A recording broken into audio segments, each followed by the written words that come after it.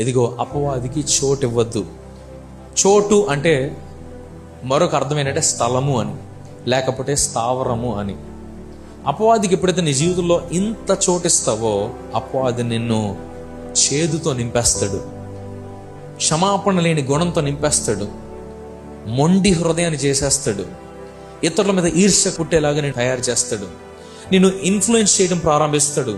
అపవాది నీ జీవితంలో ఒక్క అడుగు నువ్వు ఇవ్వడానికి నువ్వు సహాయం చేస్తే నీ జీవితం మొత్తాన్ని నాశనం చేసేస్తాడు. నువ్వు అనుకుంటావు, అబ్బాయి చిన్న అద్భుతమే, చిన్న అబద్ధమేగా, ఏం కాదులే, ఆడికి ఆ సందు చాలు, చిన్న షోనేగా, చిన్న సినిమానేగా, పర్లేదు. దాని ద్వారా నీ తలంపుల్లోకి ప్రవేశిస్తాడు. లేదా చిన్న మోహపు చూపు, చూశాను అంతేగా, ఇంకేం చేయలేదుగా, ఒక స్త్రీని చూశాను అంతేగా, ఏం కాలేదుగా. ఆ చిన్న చాలు, వాడికి చిన్న సందు చాలు నీ జీవితంలో ప్రవేశించడానికి. నువ్వు అనుకుంటావు ఇది చిన్నదే అని, కానీ వాడికి చిన్న స్థావరాన్ని ఇస్తే వాడు పెద్ద కోట కట్టుకొని కూర్చుంటాడు. అపవాదికి చోటు ఎకుడి అని పౌలు చెప్పిన రీతిగా ఎటువంటి పాపము ద్వారా అయినప్పటికీ కూడా మీ జీవితంలోనికి చోటు అపవాదికి ఇవ్వద్దు.